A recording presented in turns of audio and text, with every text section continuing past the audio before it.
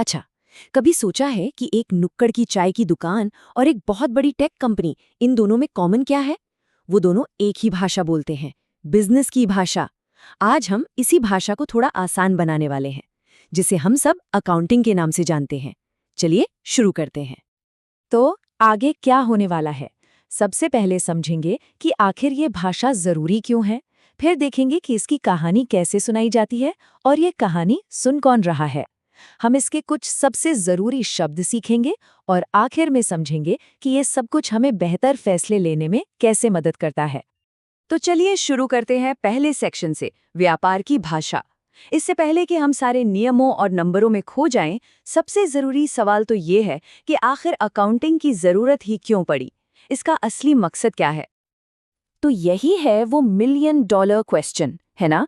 कोई भी बिजनेस कैसे पता लगाएगा कि वो सही रास्ते पर है, कि वो जीत रहा है या हार रहा है? सिर्फ अंदाजे पर तो कोई बड़ी कंपनी नहीं बना सकता, सही कहा ना? बस यहीं पर अकाउंटिंग काम आती है। और इसका जवाब है अकाउंटिंग। देखिए, अकाउंटिंग सिर्फ नंबरों का हिसाब किताब नहीं है। ये असल में एक कहानी सुनाती है। ये हमें किसी भी कंपनी की फाइनेंशियल हेल्थ की कहानी बताती है, उसकी सफलता, उसकी मुश्किलें और उसके पूरे सफर की कहानी। और मजे की बात यह है कि ये कोई आज की भाषा नहीं है, ये तो सदियों पुरानी है। सोचिए, हजारों साल पहले बेबीलोन में मिट्टी की टैबलेट्स पर हिसाब होता था। कौटिल्य के अर्थशास्त्र में भी रिकॉर्ड रखने के तरीकों का जिक्र है। मतलब इंसान हमेशा से अपने व्यापार का हिसाब किताब रखने की कोशिश करता आया है।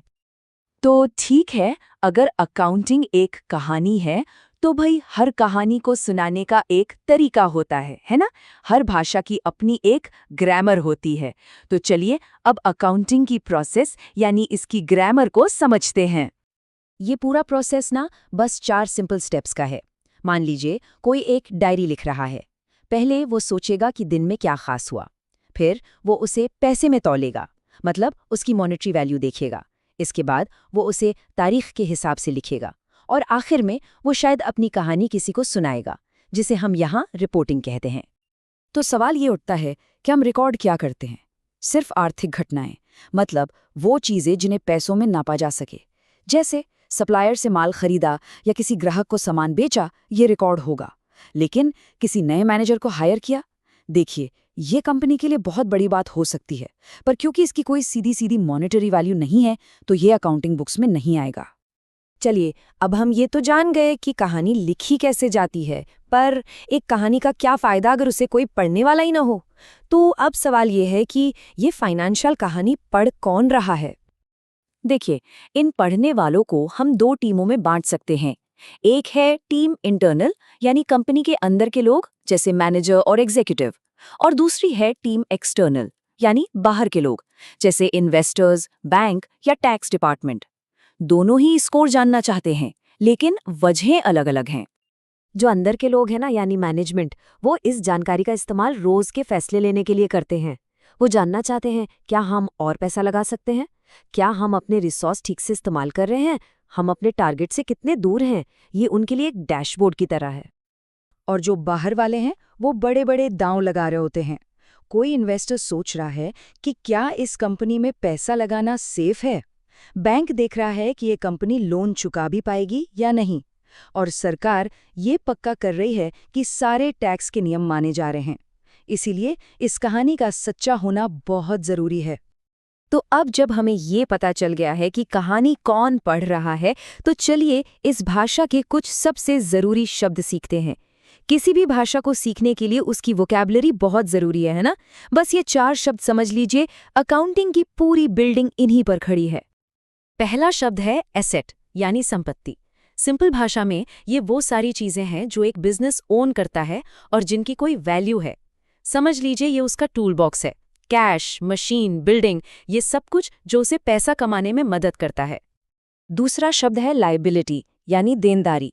अगर एसेट्स वो हैं जो बिजनेस के पास हैं, तो लायबिलिटीज वो हैं जो उसे दूसरों को चुकाना है। सीधे सीधे कहें तो ये उसके सारे बिल्स और कर्ज हैं। तीसरा शब्द रेवेन्यू, यानी राजस्व। ये वो पैसा है जो बिजनेस अपना सामान या सर्विस बेचकर कमाता है। ये वो पैसा है जो बिजनेस के दरवाजे से अंदर आ रहा है। और चौथा और आखिरी शब्द है एक्सपेंस यानी व्यय। अगर रेवेन्यू अंदर आने वाला पैसा है तो जाहिर है एक्सपेंस बाहर जाने वाला पैसा है। ये वो सारे खर्चे हैं जो रेवेन्यू कमाने के लिए करने पड़ते हैं, जैसे सैलरी, किराया या माल की लागत।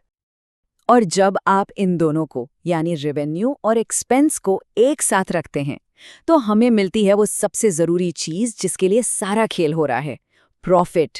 सिंपल है, जब कमाई खर्चों से ज़्यादा हो तो वो प्रॉफिट है।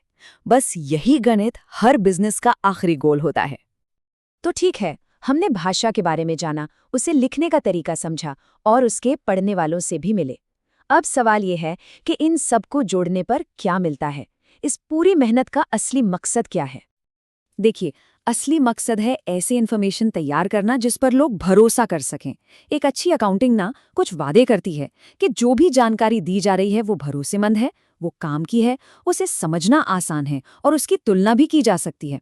इन वादों के बिना तो ये नंबर सिर्फ नंबर रह जाएंगे, किसी काम की जानकारी नहीं। और ये जो कोट है ना, ये पूरी बात को एक लाइन में कह देता है। अकाउंटिंग का काम ऐसी क्वांटिटेटिव जानकारी देना है जो आर्थिक फैसले लेने में मददगार हो।